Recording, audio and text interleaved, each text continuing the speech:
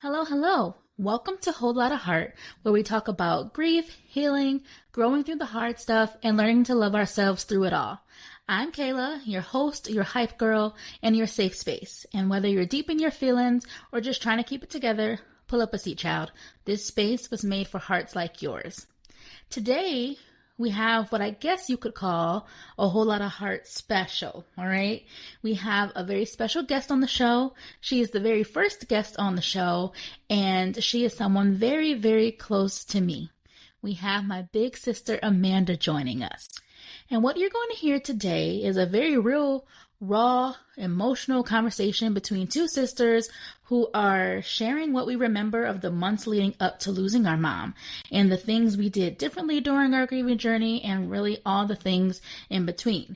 And I must say, I'm very appreciative of my sister joining because it took a lot of convincing, but I think that her perspective and her feelings and her thoughts are just as important as mine because she's learned some things along her journey that are different than mine. And the hope in this episode is just for us to talk about our feelings and to hopefully relate to you all, and maybe you can see yourself in some of our thoughts and our feelings. So I really hope you enjoyed this episode. So let's hop right on into it. So, Amanda. Yes. I just want to start the conversation off by taking it back to the beginning. So, in episode 2, I talked about the beginning of the story, or the story from my perspective, and how I felt and how I saw things. So let's get your perspective. Talk a little bit about where the journey started for you, because it started for me at the flooring store. So talk about where you found out. Well, it started for me much later, like in July, the day she had her stroke. Oh, wait, let's go back, because in my initial story, I did not share that part. Okay. I didn't share the stroke part, how we got to rushing her to the hospital. Okay. So maybe we should Maybe rewind. I should say that? Yeah, you should say that. Go ahead and say. Okay. So for me, the beginning for me was when you called and said something's wrong with mommy and we needed to rush her to the hospital. And she had had episodes before when I think her sugar was low. Mm-hmm. And I thought that this was kind of the same thing. Mm-hmm. When I got to the house and we called the paramedics and they came, of course, naturally as the big sister, when they say, does she have any medical conditions? You know, I'm like, yeah, she has diabetes. She has some vascular issues. And it was the look on your face. Yeah, I remember that moment because you were answering the paramedics and Daddy and I knew. So he's sitting on one side, I'm standing over here on the other side, and we're looking at each other. And Daddy was like, Kayla, you gotta tell her. You gotta tell her. And I'm like, no, I don't gotta tell her. He's like, Kayla, you gotta tell her. Now, Mommy is on the couch and she's kind of in and out.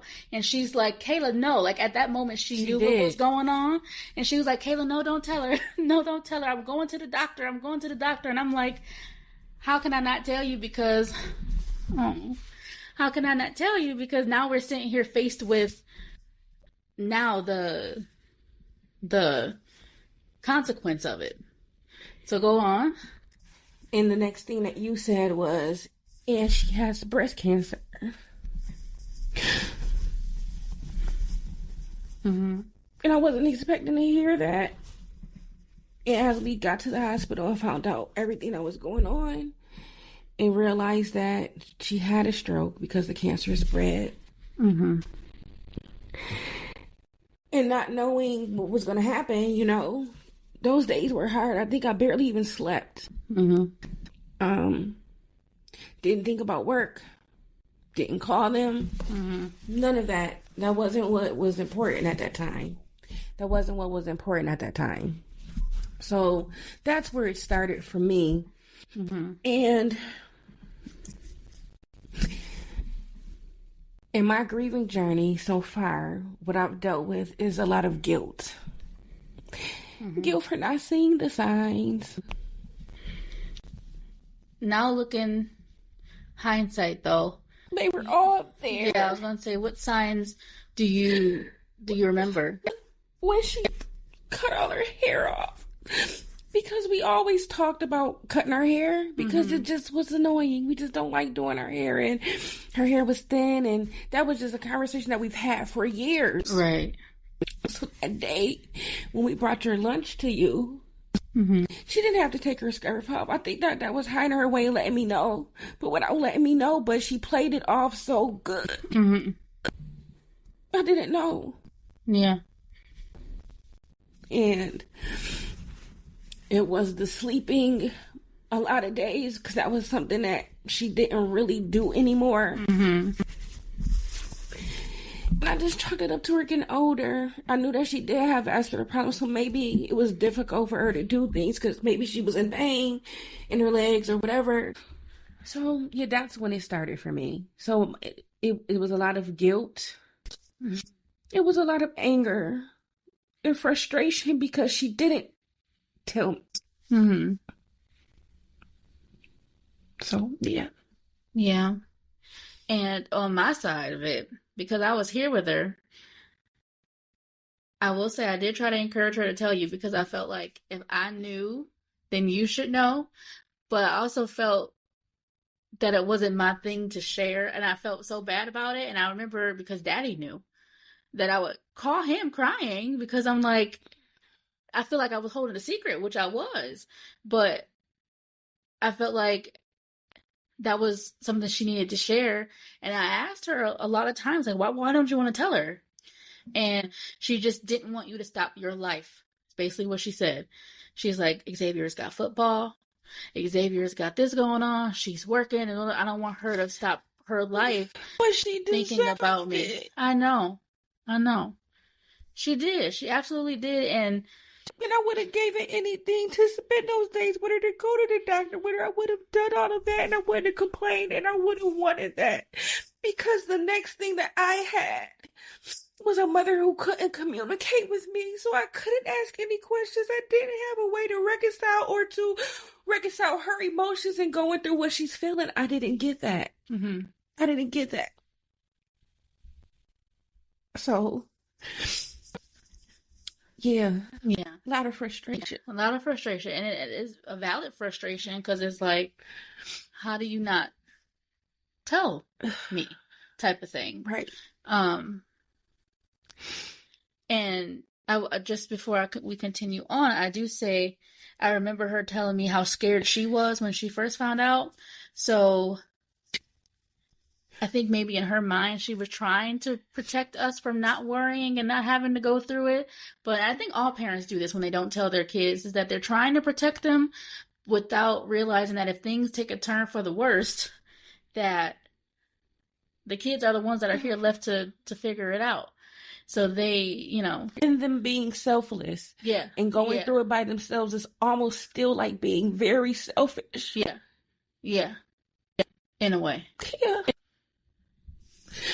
And then, when we finally found her paperwork, and we saw that she had knew for months that the chemo stopped working. That bothered me for a long time. Like, well, okay, so maybe you didn't tell me when you found out because you were hoping on, okay, let's shrink it down, let's get it removed, and then we'll take it from there. But when you knew, that was one thing that really got me. But yeah, I think you did an episode on signs, and this probably had to be maybe about a year after.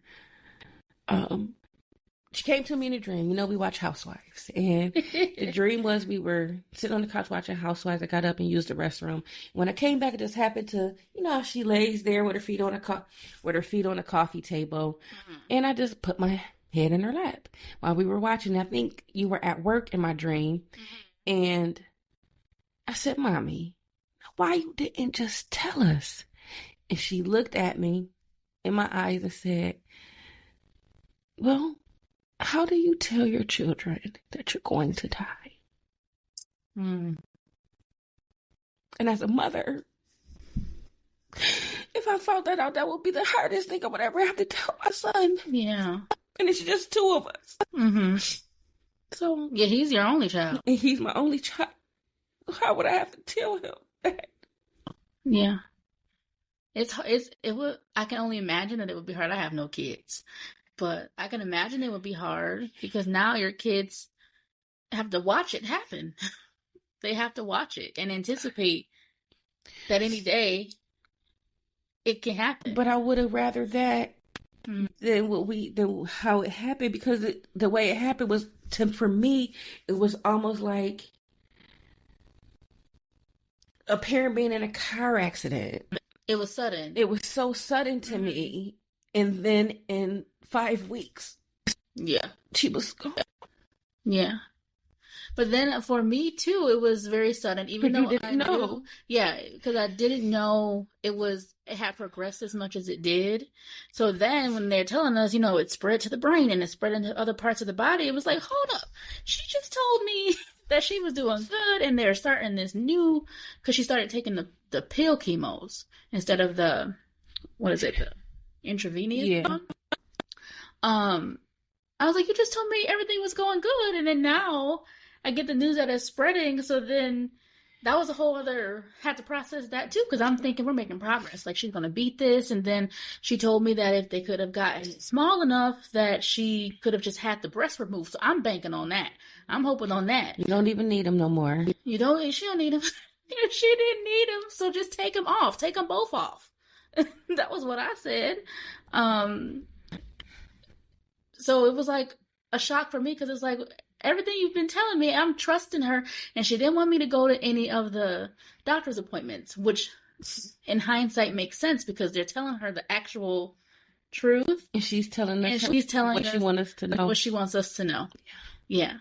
So, and I was like, I'll take off from work. I'll go with you. And she's like, no, just drop me off, or I'll just take myself. And I'm like, okay. I mean, all right. And at one point, it did look like things were working, because her breast, when I found it, was very hard. It was like a rock. And when she started the chemo, it got squishy and soft, and it did shrink a little bit. So I'm like, oh, okay, we're in the clear. We're making progress here. But after, because that was in October when she started it, the chemo, it took maybe to like December for it to start to soften. But after like maybe February, no more progress after that. And then I think she started the pill chemotherapy option in May. So I think at that point they were just trying to keep her comfortable, maybe. I don't know what it was. Yeah. But I mean, and in hindsight, it was just like, I didn't see it. Yeah. But when Auntie saw Mommy, maybe that was because that was the first time she saw her in a while. Yeah. She knew right away. Yeah. Yeah. She knew right away. And I feel like I ignored some of the signs too. Like, one of them being, like, her memory was a little bit foggy. Like, Mommy, she knew everybody's business. Mm-hmm. Like, she can manage everybody's life. But then she was forgetting things. Like, oh, I did that. I forgot that I did that. Or, oh, I got to run to the Dollar Tree. You already went to the Dollar Tree. Oh, I forgot where I put like, she just was not remembering just little things. And she wasn't wanting to do the little things that she used to do, like going to the Dollar Tree and picking out her little trinkets and cooking dinner. Well, she had gotten to a point where she wasn't cooking that much anyway. Yeah, that was way before that. But she wasn't, like, she could just not eat. She'd be okay. Like, you make what you want, but I don't want anything. She didn't even want her sweets. And, she'll eat sweets before she eats dinner. So when she's turning down cakes and cookies and orange slices, I'm like, child, why you don't want these things? Like, not understanding that her taste buds are changing. She's tired and drained. And yeah, it was a little, now looking back, it's like, oh, all the signs were lining up, but I just didn't know. This is my first time going through a parent having cancer. Yeah. And I don't know what to look for. Right. I don't know how chemo affects the body. And then this is sometimes what makes me sad, is that I couldn't even call you and say, Mommy didn't eat no dinner today, or I'm nervous, Mommy's been sleeping all day. It was sort of, I had to internalize it a little bit. That was a little bit difficult. Yeah. Let's talk about when we took her to the hospital. Let's talk about that for a minute. Mm-hmm. We took her to the hospital, and she was there for about 3 weeks. She went July 5th, and we brought her home on the 24th. I think it was the 24th. Yeah, it was right after. It was the 24th. Yeah, it was right after Auntie Bez's birthday. Yeah. I remember that. And in that time, I'm very grateful for that time. What do you think? I'm very grateful for that time. Mm-hmm. Because even though she didn't allow me to be there for her while she was going through treatment, Mm-hmm. I was able to pamper her and nurture her and take care of her. Mm-hmm. Yeah. Keep her clean, put lotion on her, those little things, combing her hair, those little things meant everything to me. Mm-hmm. Yeah. And she was appreciative of them. Yeah. Absolutely, she was. I'm grateful for the time too that she was in the hospital because the cancer had spread to her brain. She couldn't talk. She wasn't able to she was able to recognize things, but she couldn't say what they were, or it took her a minute to process things. So they did a few rounds, maybe was it a week of 10 days. Of 10 days of radiation therapy. And that brought her back. For a little while. Yeah, for a little while. And I'm grateful for that because we were able to have last conversations with her. She was still able to make her jokes and stuff like that. And even though it was harder for her to communicate, we still knew what she was saying and what she was trying to say. Because what she suffered from after the stroke, before the radiation, they call it aphasia. It's where you... in her mind, she knew exactly what she wanted to think, but she couldn't process it and communicate it to us. Right. And she was able to write a little bit when she wanted something, but she couldn't verbally say exactly what she wanted. But it was just nice to have a little bit of her back. Because if you knew our mom, she was talkative. She had the gift of gab. Yeah, she could talk to you for hours and hours and hours and never not have anything to say. So for her to not be able to say anything, it was frustrating for her and a little bit for us because that's just not who she was. And I could sense that she was frustrated. She's trying to say what she wants and she's trying to say what she feels, but she can't. So it was a little bit different of a time. But we had her home for maybe a week. I think it was a week. 2 weeks. 2 weeks. 2 weeks before we had to take her back, rush her back to the hospital. She wouldn't eat. Yeah. She wouldn't take her anti-seizure medication, which is what that was the big deal. She wasn't taking any of her medication. So when we got her to the hospital, they basically told us the reason why she's not taking them is because she's having some rawness in her throat and she can't swallow them. That's why she's giving you a hard time about taking them because it's uncomfortable. And yeah, and these pills too, I have to say, they weren't small pills. They were huge. And she took them for as long as she could. But even just drinking water was hard. She just didn't. It was uncomfortable for her. Yeah. It's just, yeah. And we got her. We took her back to the hospital, and I don't think we saw a doctor for a day or two, right? They got her situated and on a Thursday, and we saw the doctor Saturday. Yeah. And when he came in, and he started talking to us about time, and he's basically telling us that she is transitioning, is the word that he used. Yes. Which was so sensitive, and I'm glad that he used those words. His bedside manner was impeccable. Yeah, it was amazing. But can you talk a little bit about what he said, how you were feeling, what the vibe was like, because I know as soon as he said, your mom is transitioning, I blacked out. I didn't hear anything. I don't know what happened after that. So basically saying, he said, and what I mean by that is they were finding protein in her urine, things that are showing that her kidneys that were starting to shut down. And basically at that point, he told us that what we're going to give your mom is comfort care. We're going to make sure that she transitions peacefully and not in any pain. And I asked them, well, how long do we have? And you said you didn't want to know. Mm-hmm. And then I remember saying, Kayla, we got to know.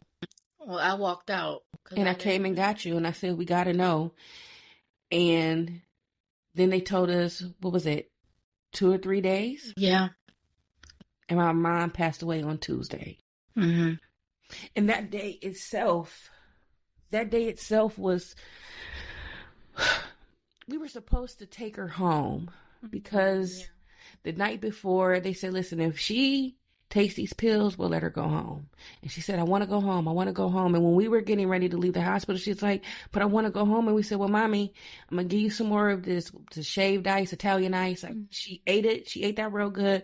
She took her pill. She said, if I took my pill, can I go home? And looking back on it, I don't think that she meant here. And even if she did,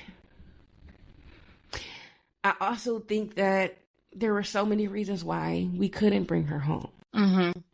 And so the next day, we're really kind of waiting for the hospital to call us. When they didn't call us by a certain time, she said, well, we really need to get up here. And I think I don't know, maybe when you lose that connection with your parent, you feel it, whether you're there or not. Because I dragged my feet. That day? That day. Oh my gosh. That day was so heavy getting to that hospital. And when we got to the hospital floor and that nurse stopped us, I didn't even hear her what she said. I saw when you was on your knees on the floor. And I had never seen you lose control like that before. Yeah. Well, let's just backtrack to that day, because how you said it was heavy for you. So my sister and I had a system where we were like working half days and things like that to take care of our mom. So I was still working half days from home. And I remember like I had finished everything I needed to finish pretty early for work that day. And I could have come to get you so we can go earlier. But I dragged my feet too. I was like, well, no, I mean, I'll take a shower and eat and I'll take my time and I'll go pick Amanda up. Like, I wasn't in a rush for some reason, which wasn't like me either, because it's like as soon as work was over, I was at the hospital like every day.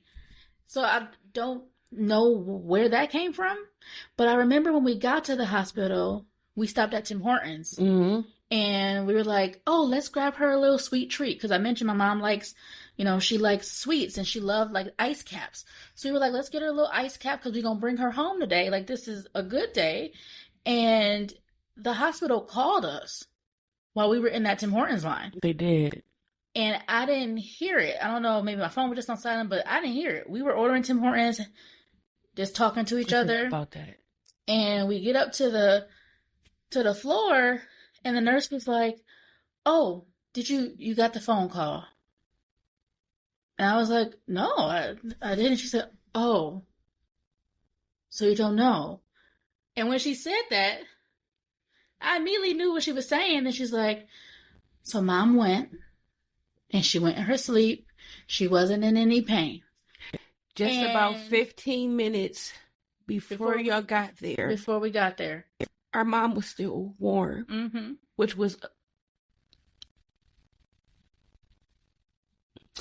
also something that we needed, and to not have had her pass the night before and come to her cold. Oh, yeah. She was still warm. They gave us coffee, donuts, bagels. They're very sweet. They let us stay as long as we wanted. Yeah. Yeah. I must say, I think maybe I had an inkling that it was going to happen. Because the day before, that was a Monday, I had got there. And I was waiting for you to get up there because you didn't get off work until a little bit after I did. So I was there with her until you got there. And we were playing our worship music and she was, bopping around. And after I turned it off, she was just kind of sitting there, just looking at me.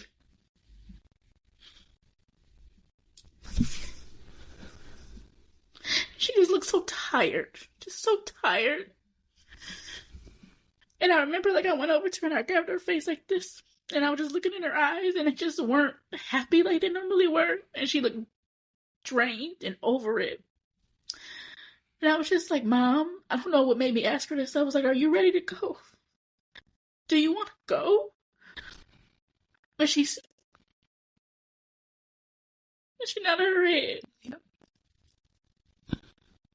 And I just told her, I said, well, you can go.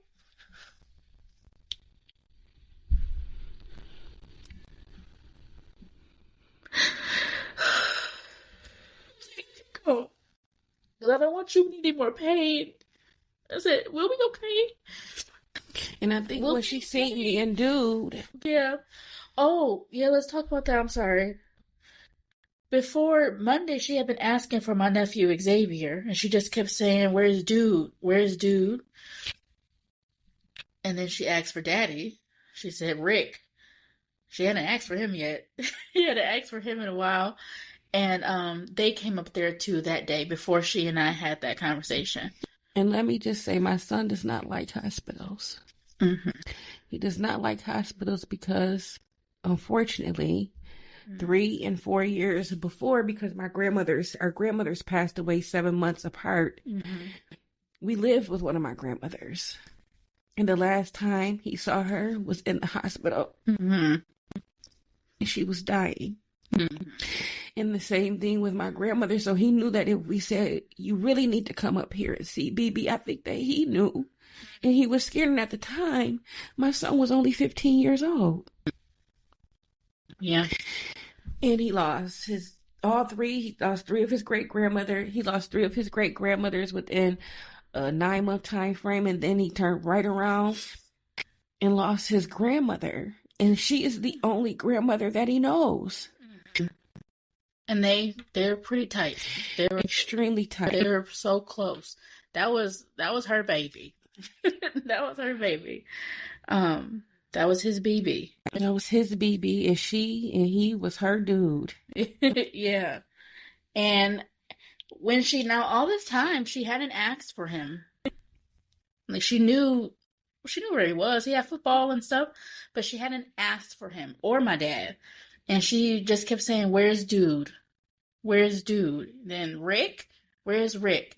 So they came up that day, and, my dad also, our parents were divorced, but they maintained a friendship. My dad was the first one she told, actually, when she found out she had cancer.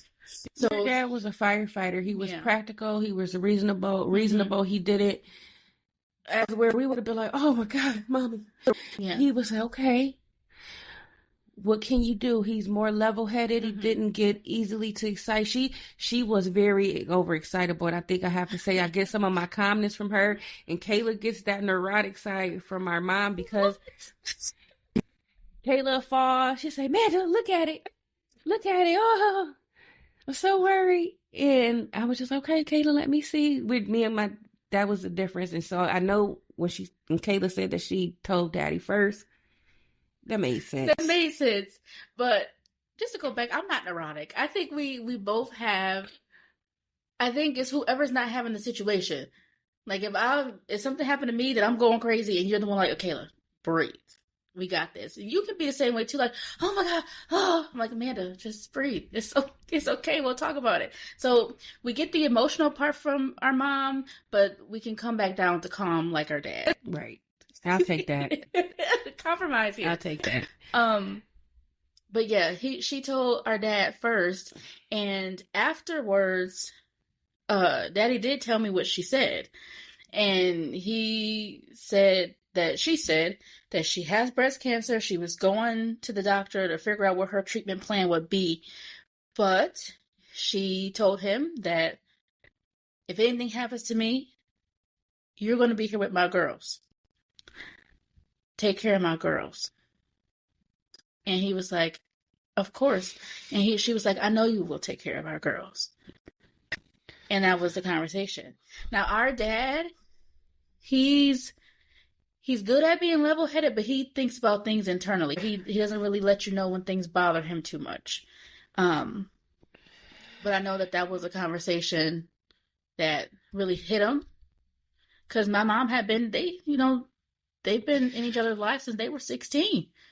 So that not only had he had to maintain a sense of calm for us, but he was also dealing with the anticipation of everything for himself. It's okay.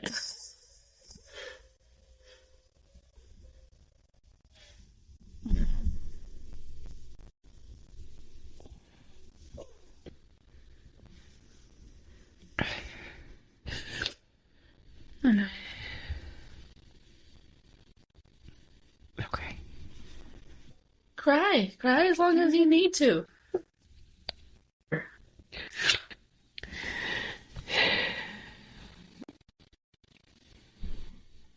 It's just,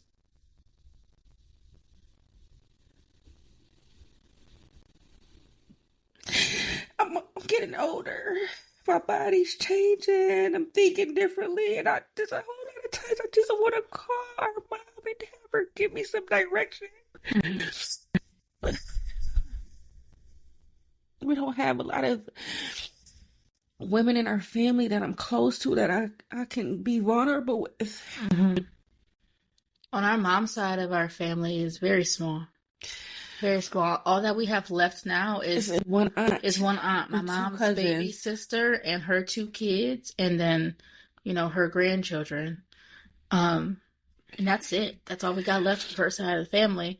And on Dad's side, it's quite a bit of us over there, but everyone's kind of spread out. Everybody's doing their thing. We're not as close as we could be. And in going through this, unfortunately, I have to say that the hardest thing for me in my grieving journey has been being vulnerable. Because I am the big sister. Mm-hmm. I am the person that my friends call and talk to. I probably lost some friends because I isolate myself. That's how I'm grieving. I'm trying to find a new outlet to grieving. So if you feel like that, friends, find some people that you trust, that you commit to. Because grieving alone is hard to get out of that dark hole when you're in it. Mm-hmm. Mm-hmm. Do you feel like sometimes, because obviously we were going through it together, do you feel like when you were having moments you didn't want to call and tell me because you didn't want to upset me? A lot of times. Mm-hmm. There's a lot of times I cried in that house out loud. Mm-hmm. Like sat in the middle of my bed, crisscross applesauce, and cry out loud. Mm-hmm. I encourage people to do that. Yes. I also just feel like because we have gone through this together, that you're the only person that understands how I feel about losing her. Mm-hmm. Even when you talk to friends who may have lost a parent, she wasn't mommy. So they don't understand. Absolutely. And it's not a day, it's not one day that goes by that, to be honest with you, the timeline of my life now is before mommy passed and since she's passed. Yeah. Because before that, the only thing I could contribute a major life experience to would be before I had my son and after I had my son. Those are the two. So yeah, it's way different. Mm-hmm. And I have to say, sometimes I feel like I'm not coping well. I'm still grieving, and I feel like I'm still grieving sometimes, like it just happened. Mm-hmm. It doesn't seem like 4 years has passed. No. Everything replays when it gets to July. Yeah. I have to keep myself busy with doing things or trying to, hang out with Miss Janice's family and things like that because they embrace me and it keeps my mind off of it. Miss Janice is our stepmom. Stepmom, yeah. And I feel like I have to do that because if I don't, I would be in the house closed up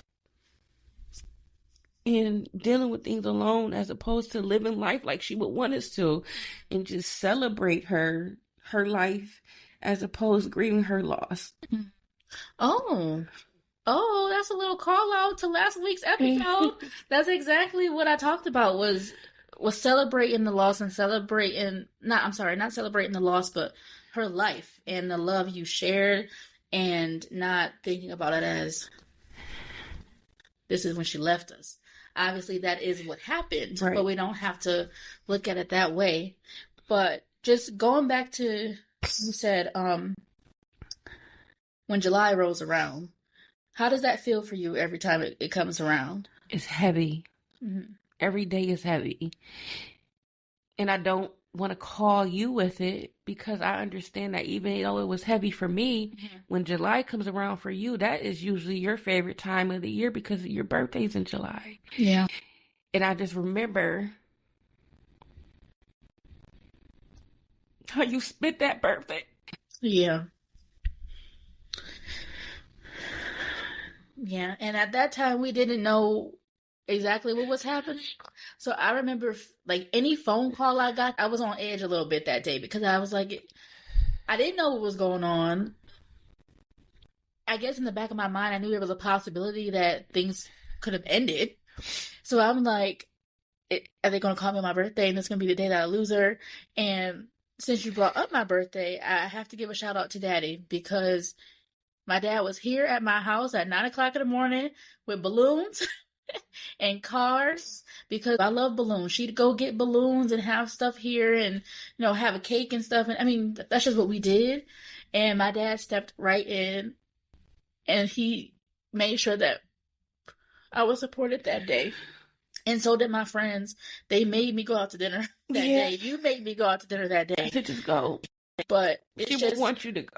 But you have the guilt of it because you see your mama laying in there in the hospital bed. You don't know what's happening. She doesn't really know who you are. And I'm just going to go have dinner for my birthday. That didn't feel right. That didn't feel good. It didn't feel right to do it. I'm happy that my friends took me out and did it because I had a great time. But I felt like I couldn't just be on my birthday. I couldn't just sit in it. Speaking about birthdays and talking about, because our mom's anniversary of passing just passed last Sunday, the 10th of August. And so we just thinking about just her and selfless. And about how when it came to her kids, she did put us first. She put us before anybody else. And my last birthday when I turned 35,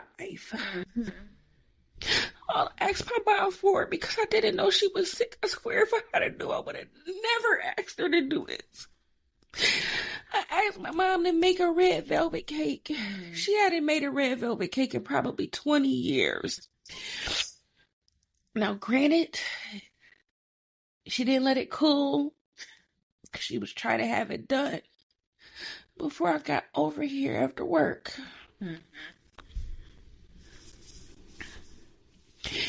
That was the best red velvet cake I ever had. When I say I'm not a sweet person. I'm the total opposite of her. My idea of a snack is some jumbo shrimp with some cocktail sauce or smothered in butter and garlic. That's my idea of a snack. I don't want no brownies, no cupcakes, no ice cream. Potatoes with butter. That's my kryptonite. And she made this cake, and I know she couldn't have felt like it. But that's the only thing that I asked her for.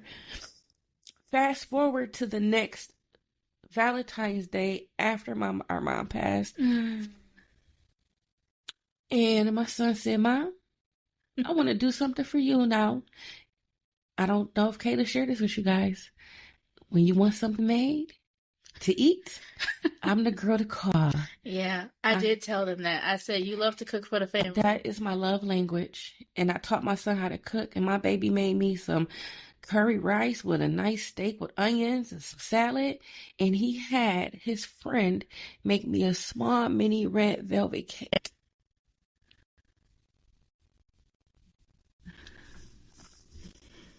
My nephew, he can be thoughtful when he wants to be. He's a very sweet boy. Well, very sweet man now. And that's just to talk about how fast time goes. I think he had just turned either 15 or 16. I think it was 16. He had just turned 16. Yeah. He had just turned 16. When everything started with my mom. And he just turned 20. Yeah. He turned 16 in June. Everything happened in July and August. He just turned 20. This man just turned 20. And he's done high school, amazingly finished, great. They went to the championship first year, won the championship the next year. He went right to college. And, he decided that he didn't want to finish college right now. And as a parent, this is one of those things where I want to call my mom. I want to give her a call and say, hey, what do I say to him? Yeah, I have y'all, and I've been venting to y'all every chance I get because Mama Bear is so confused.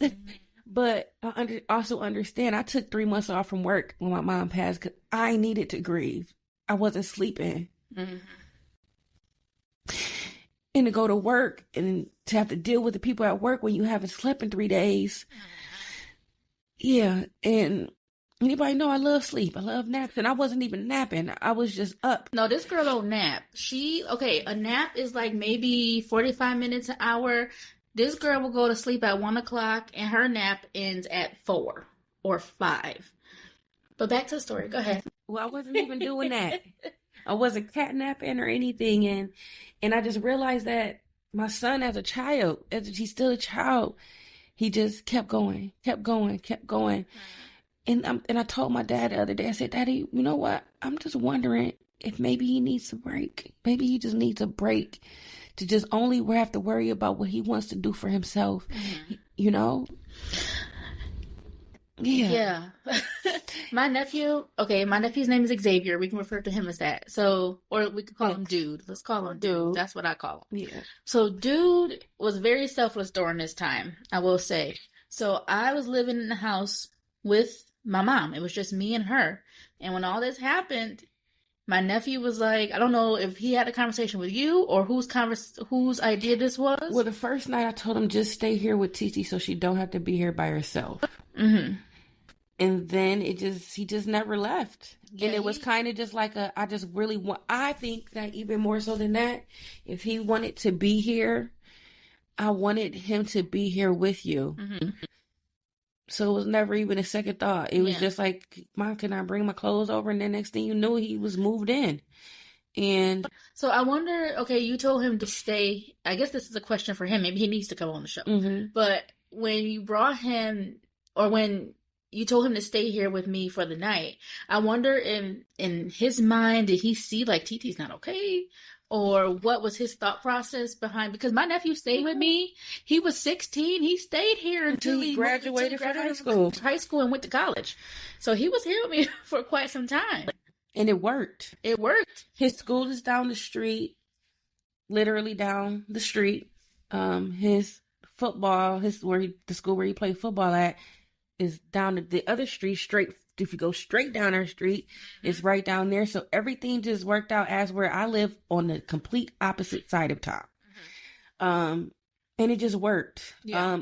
Also, as a parent, I never had a break. I never had a break, and I enjoyed it. I didn't feel guilty because I didn't put him out. And I saw him almost every day, so it wasn't... You heard that I think he was at your house for like a couple days, and you was like, I can't wait for him to get back on. Been here by myself. I think I used to that. Yeah, because next thing I know, I'm sleeping, and I'm hearing stuff because he downstairs, and I'm like, oh, I'm not used to this, but, yeah.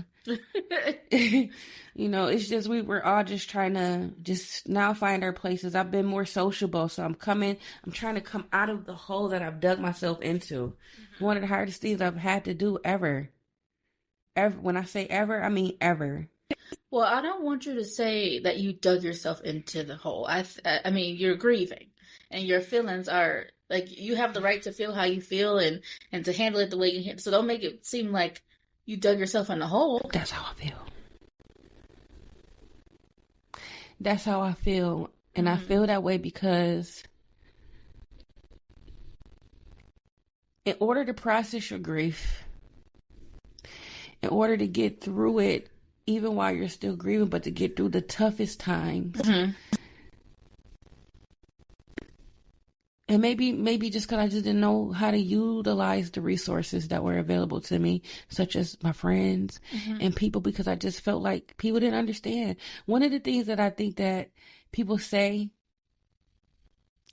and I didn't realize how insensitive it was until I was in that situation, because I've said this to people, is when you say to somebody, I just want to talk to her.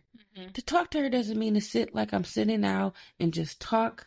Or how when you're normally doing your podcast alone, because we're having a conversation, but when you're doing your podcast alone and you're talking, but there's nobody there, what you're looking for, what I'm looking for when I say that I want to talk is it's a conversation that I feel like I need to have, something that's missing.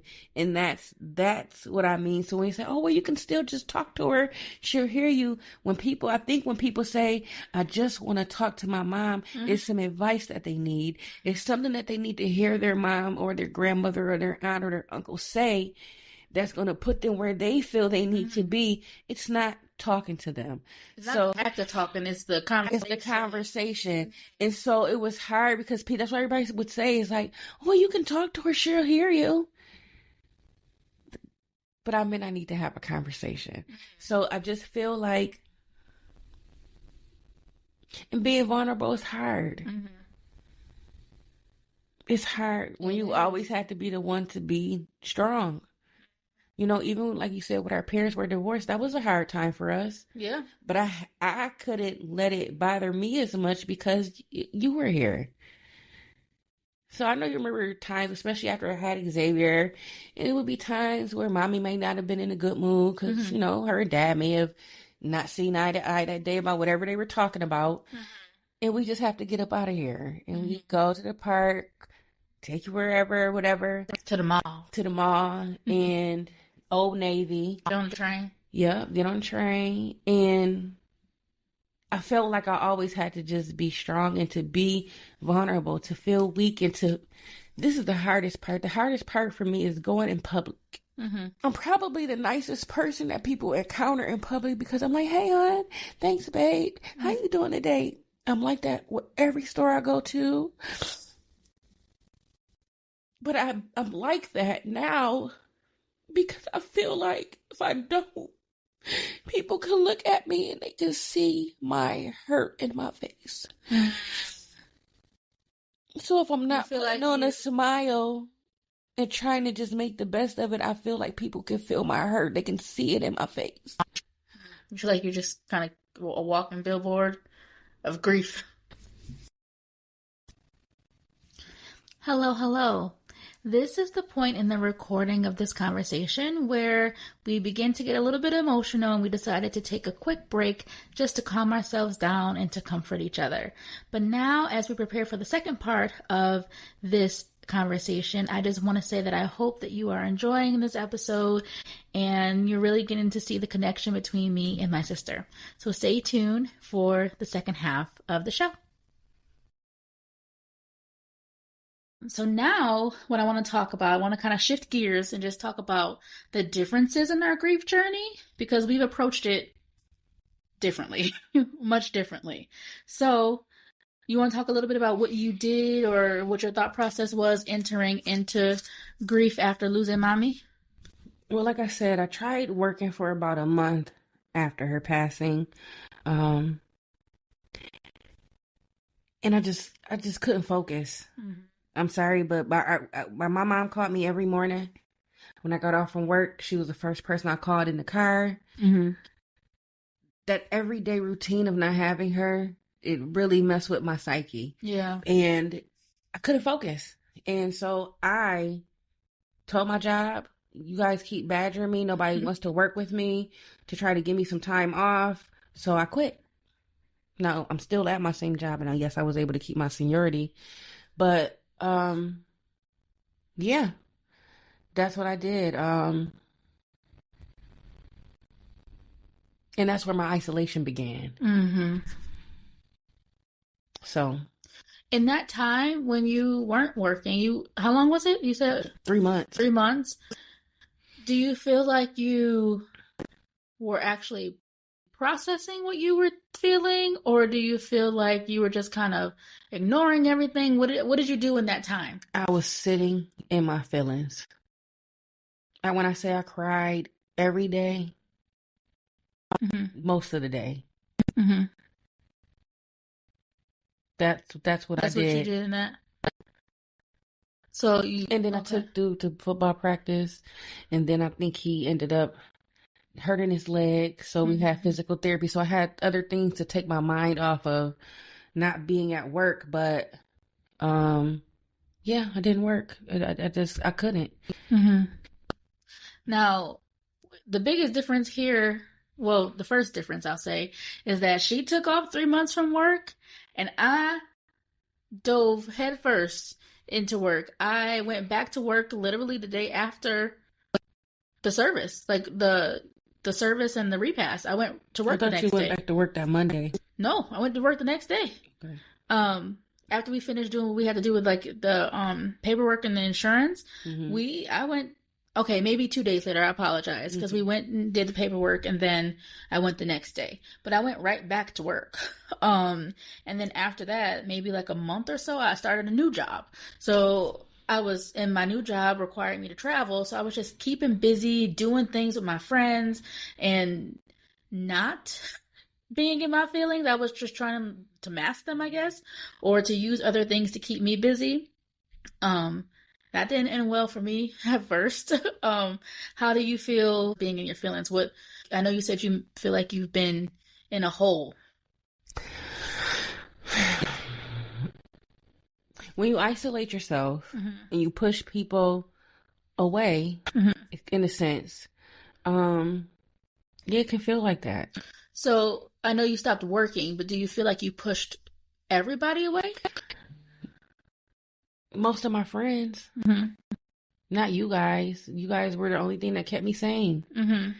Having something to do, going to all of dude's sports things, that's something that kept me doing something. I only have one friend, really, at the time. I was in the process of building other friendships, but I only had one friend, and all of the things that she went through with her anxiety and with her kid and my daddy and all the other stuff, I felt like, now how, when she has all of these problems, can I unload this on her?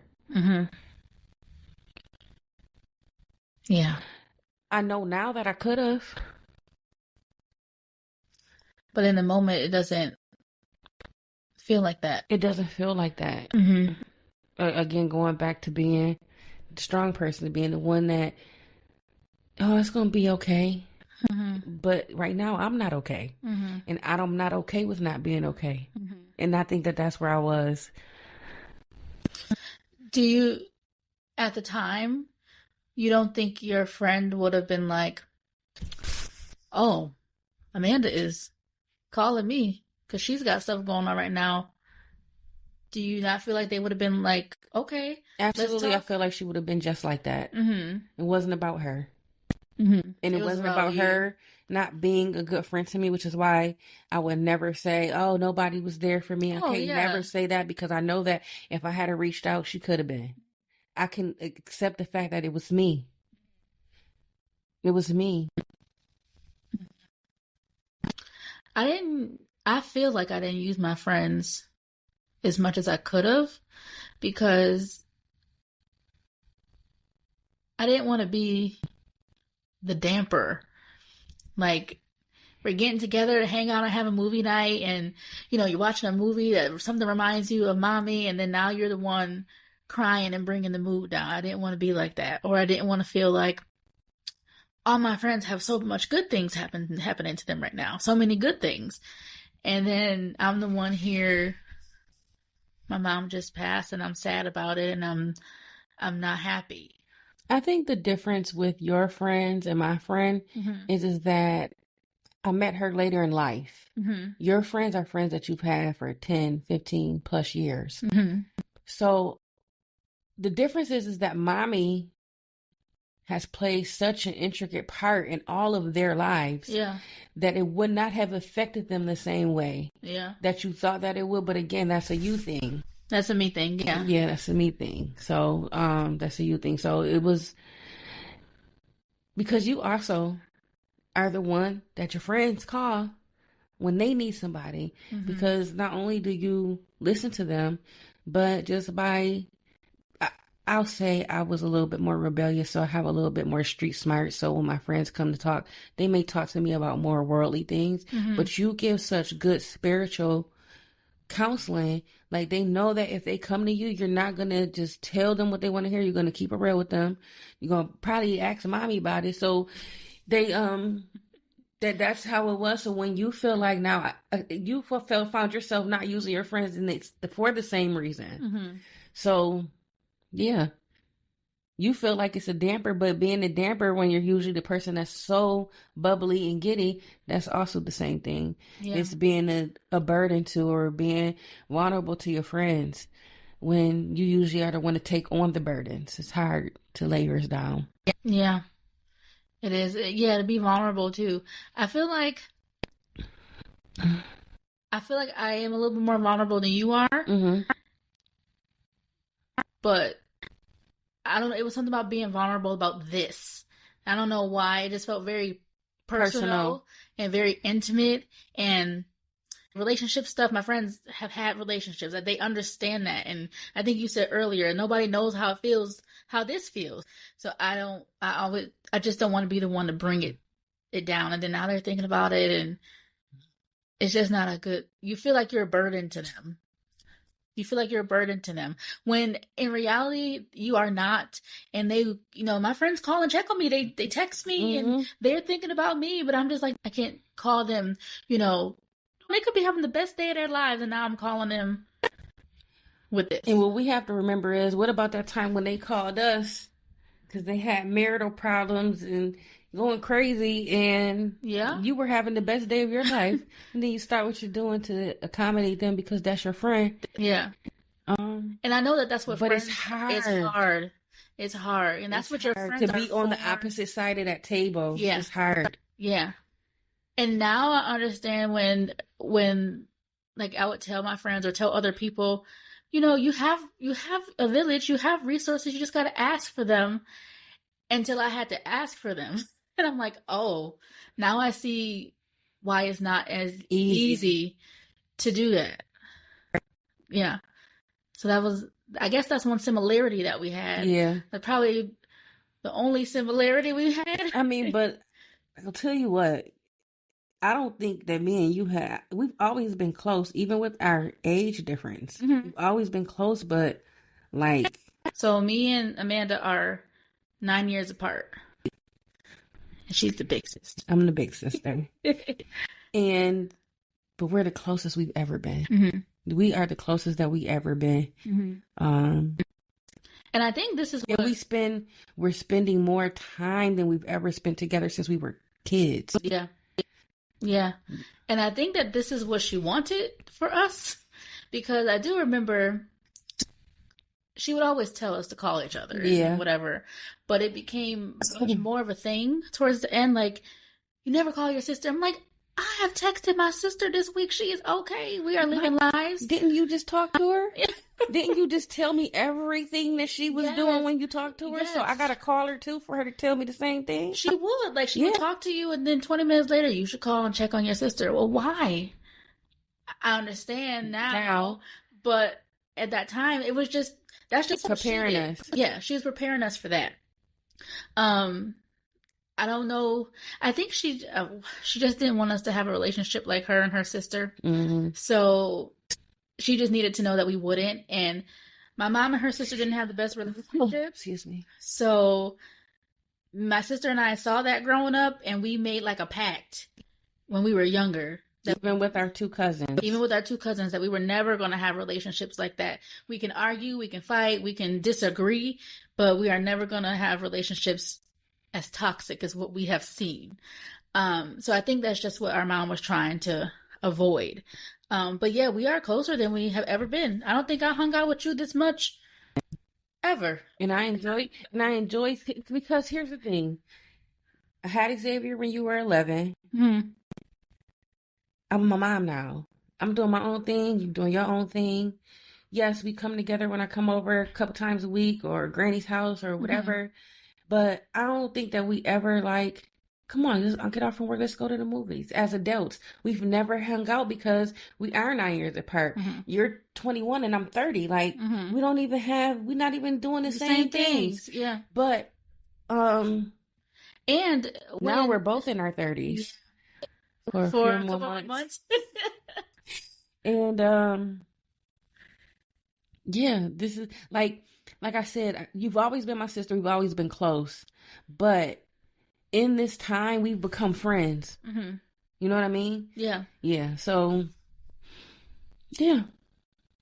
Yeah, we've become more friends, and I'm happy about that. I'm very happy about that. Yeah, I feel like I got to know you. Like, obviously I knew you I'm were. simple. I'm a simple creature. Oh my God. Okay. Oh, I feel like, I mean, obviously I knew who you were. Like, I knew what you liked, but you did, like you said, you're 9 years apart. You have a whole separate set of priorities. And when I was growing up, all my teenage years, you were a mom and you were working. Like, we didn't, mm-hmm. Yes, we spent time together and we've had conversations and all the things, but we just didn't spend a lot of time. So, if anything, we didn't talk about our everyday thing. Like, girl, let me tell you about work, or child. Yeah. Like, we just didn't have those kind of conversations. It just didn't. Oh, you went to work today? Yeah. What time you got off? 8. What you about to do? Eat. I don't know, about to eat. Probably do some homework or something. Go to bed. But because we were, I think the age difference had a big thing to do with it. Because what were we going to talk about? Like, what you doing, I'm not doing. But like I told you before, I honestly think that if we were closer in age, we wouldn't even be here. I think that we would love each other and we would be sisters, but I don't know if we would be friends. No. Because we're just two opposites. Yeah, like on opposite ends of the spectrum in some cases. Completely. So, yeah, we would not have been friends, I don't think. I don't think so. I think we would have argued a lot if we were closer in age. I think that we would have argued a lot because, especially by me being rebellious, because I think you would have been like, I don't know why you could play that. You just keep making them do that to you, because why don't you just listen sometime? Because you were so different. You're just like, look, I'm just gonna go with the flow. I'm like, all right, it's not that bad. Well, I'm just gonna do my homework. Why don't you just do your homework? Why don't you just do your homework? Then you won't even have to get yelled at. Like, I just think like me now. Yeah, so I just think that if we were closer in age, like, I would be like, girl, I can't stand you. Leave me alone. But I can't stand you because now I got to hear all this mess because you. See, and guess what? You didn't get that. You got that. And then you got the, I don't know, what we going to do with your sister? Oh, good job, Kayla. Yeah. So for you, it was totally different. Yeah. It was totally different. So.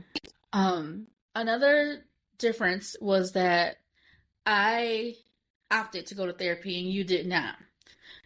Do you feel like that has affected your journey, or you feel like you might want to try it, or you don't know? I do feel like not going to counseling has affected my journey. The problem is that I know I don't want to waste nobody's time. And I don't know if I'm ready to be that vulnerable with somebody. So for me to come in there and just let them touch the surface and not really go deep, it's not going to be worth it. Because what I know is I know that in my grief and in therapy, it goes more than just your grief. You're going to touch on all of those things that hurt because they're going to come up. And I don't know if I'm ready to go there yet. Yeah. And I'm going to be honest about that. Yeah. You definitely have to be ready for that yourself. You can't. And I think that's something I had to learn, because I remember when I started, after a couple of sessions, I was starting to feel better and I kind of process things. And I could see, like, oh, if she can just go, she would feel so much better. But just because I was ready to do that doesn't mean that you weren't. And it was a little frustrating for me because I'm like, I can see it, like, but that's just not where you were. Yeah. Everybody kind of moves at their own pace. Yeah. At least with my counselor, you all know Justin because I've talked about Justin, but he only went where I went. So if I wanted to just focus on grief, that was it. That was it. So maybe if you share that with them early on that this is what I'm here for. He only moved to other things when I initiated that conversation.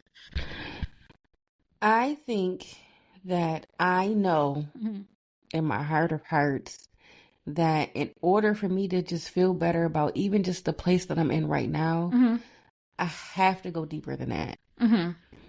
That honestly is like the stitches that opened the wound. Just somebody just ripped the stitches out, and I'm trying to let this wound heal, but we gotta, like, mommy's death is just the cleaning of the wound, but the wound still needs to heal.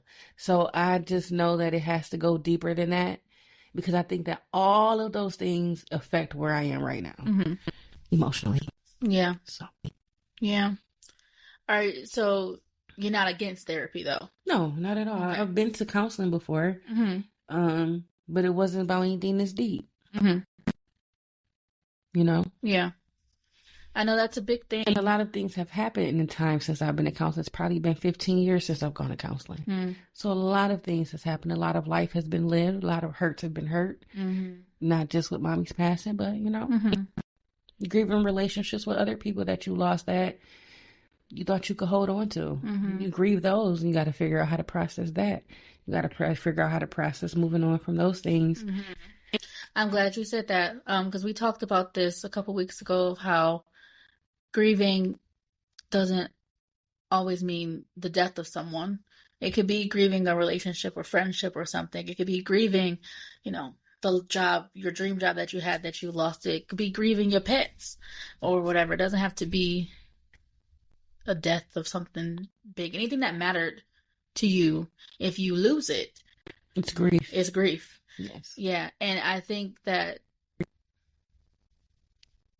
society doesn't always see things like that. They see like, oh, you're not friends with this person anymore. Like, why is that affecting your job? Why is that affecting this? Well, I lost somebody. They're not passed on, but they are not in my life anymore. Right. Things that we used to do together, we're not doing anymore. So it will affect me. So I'm glad that you said that, because that is a thing. Can I say one thing? Yeah. This is to all the HR professionals out there. Losing a person it throws you into a whirlwind, almost just like when you give birth to a new life, when you lose a life. I think that more time needs to be given to employees. 5 days for bereavement, when you can only use bereavement for your closest family members. I don't think it's enough time, because you can barely even have a funeral in 5 days. There needs to be, maybe say, within a 6-month period of time, we will give you X amount of days that you can use when you have situations come up. There has to be another way besides people saying, well, you're not giving me no time off, but I really need some time off. Because yes, when it's a parent that you've taken care of, that you've been getting up in the middle of the night to take care of, you're going to wake up in the middle of the night and they're not going to be there. That affects your sleep. It's going to affect my productivity. So help us out some. I think, like, how you can go on maternity leave? How long is that? Well, 3 months? It's 3 months now. When I had Xavier, do you know how long it was? How long was it? If you had a cesarean section, it was 3 months, 12 weeks. It was 6 weeks. When I went back to work, Xavier was 7 weeks old. Really? Yes. And now some employers like M&T, if I had had a baby while I worked at M&T, honey, child, they got 6 months. Yes, they got 6 months. So again, those changes in your life that you make other accommodations for, losing somebody changes your life just as much as bringing another life into the world. I think there should be like a you have maternity leave, you got paternity leave. There should be like a grief leave. Like it should be a grief leave, exactly. Yeah, like maybe I don't know if it has to be as long as 12 weeks, although that's not. But give us enough time to bury our family and at least clean out the closets. Yeah. You know, it's basically like if your parent dies on a Tuesday, you get to have that Tuesday off. But if your funeral isn't until that Wednesday, then you still have to sacrifice some time or use a paid day off or use a vacation day. Or if you don't have any at all, don't get paid at all. And I just don't think that's, I think that more thought needs to be getting put into that. Yeah. Think about it, you guys. And I also think that it should be extended in terms of who it can be. Not tremendously. It doesn't have to be like you get 3 months off because your best friend or your uncle that you only met twice passed, but like parents, siblings, child, spouse. I would say friends. I would be devastated if something happened to one of my friends. Yeah, but you don't get bereavement now. I know, but that's what I'm saying. They need to extend it. They need to extend it because, again, you don't know who my best friend was to me. Exactly. Like, yeah, she's my friend. She's not my family by blood, but she could have been the only person I got. Now I've lost her and I can't even grieve her. You're going to tell me that I can't even get paid to go to the funeral? Yeah. Yeah. So it needs to be looked at. Maybe we can write into someone in the state Maybe to get this going, to jumpstart it. Into the Congress. Into the Congress. Need to be nationwide. Why you think? I think a lot of people can't regulate their traumas and stuff because they grieve. They grieve, and life just goes on. Like I was telling you on our break, like we was taking care of grandma, taking care of granny passed. When you finally get a break from taking care of those people because they've passed away, then we got in a pandemic. But life goes on. I still have to go to work. Xavier still need to eat. He need cleats. He need clothes every 5 months. Every 3 to 5 months he needs new clothes. Oh, prom's coming up, dance coming up. Life still goes on. And you have to try to navigate all of that. And sometimes you need a little bit. You need to say, okay, I'm still within my 3-month time frame. I got 10 days I can use. Let me take a mental health day. Now, after those 90 days are up, I think 3 months, maybe for some people, it's not enough time. But I think that it could help. Yeah. I think it would be nice to spread out the time because, like, give you with just say 15 days. Within 90 days, you should be able to clear up estate things unless it's something that's extensive. Like those things should be able to be cleared up in that time. And it should give you enough time that if you needed to take 15 days straight, or if you needed to just piece them together for the funeral, for the family, and then for whenever you might need a day. Yeah, that's where I was getting at because it comes in waves. And then once that period is over, if you need a day off, then you go back to using your vacation or your PTO. But yeah. So yeah. Any other differences that you have noticed just in your observation? Not differences. I think that I'm just really glad that we're using each other. I'm glad that our dad, it doesn't matter what time of the day or night that we call, if we had a dream, if we got off the phone with each other, we just upset, or we heard a song on the radio and just made us think about her, whatever, we can call him. Babe, I know, and we gonna get through this. I know, I miss her too. And it's not like, it's sincere.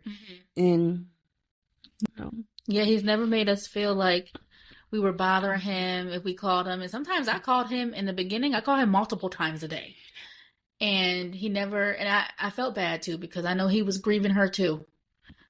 But I also think that Daddy understood because Daddy had a very special relationship with his mom. Yes. He was very close to Grandma. And by him being very close to her, when he lost her because he was taking care of her, me and him did it. And he knows what it feels like. He knows what it feels like to lose the person that was your everyday. Yeah. Your everyday.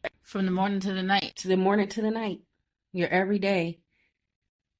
And I'm just going to tell y'all this story about our mom, because this is how much she loved us. Kayla went to open up a bank account. And she told my mom, I'll be back. I'm going up here. I'm going to open up an account. She's like, okay. So she's in the bank opening an account. I don't know what they were talking about in there, but Kayla must have been gone a little bit longer. She's like, I've been calling her for 15 minutes and I can't get her. Come pick me up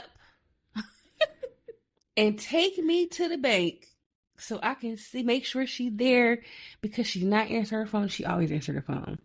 And I'm like, okay, I come get you. And I'm sitting on the porch with my dad at my house. And he's like, oh, you gotta don't you gotta get ready to go? So you'll go get your mom? I'm like, Dad, I'm just gonna sit here for a few minutes and finish having my drink, because by the time I get in the car and get on the expressway to get to her house, she's gonna be calling me like, oh, Kayla called me back. And yeah, those times it make you be like, this lady is wild. But when you look back on it in hindsight, and this is a conversation we had, I said, Mom, why are you just like this? And she said, because I prayed for y'all and God gave me y'all, so I need to protect y'all.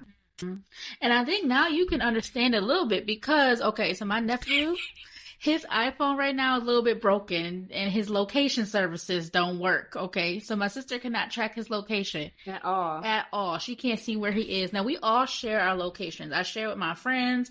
I share with Amanda. I share with my cousin Tommy. We all can see where each other are. We don't stalk each other all the time, but we can see where each other are. And my nephew, he's the only one we can't see. And like for the past couple months, she's been saying, oh, we got to get Xavier a new phone because I need to be able to see him. Where is he at? What is he doing? I'm like, oh, so now tables have turned because it's your child that you need to keep track of. But when it was us, of course, that's how it is. Why you need to know where I'm at? Well, I told you once I understood, it didn't bother me so much. Why you need to know where I'm at? Why you need to know everything until you have a kid? Yeah. Until you have a kid. But our grandmother used to say that all the time. Until you have kids of your own, you're not going to understand this. When they're babies, they on your knees. When they're grown, they on your heart. Yep. She used to say that all the time. Yeah.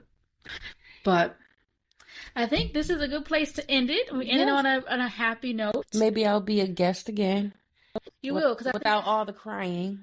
Crying is good. The crying is necessary for the healing. Okay. Yes. But thank you again for coming on to the podcast. You're welcome.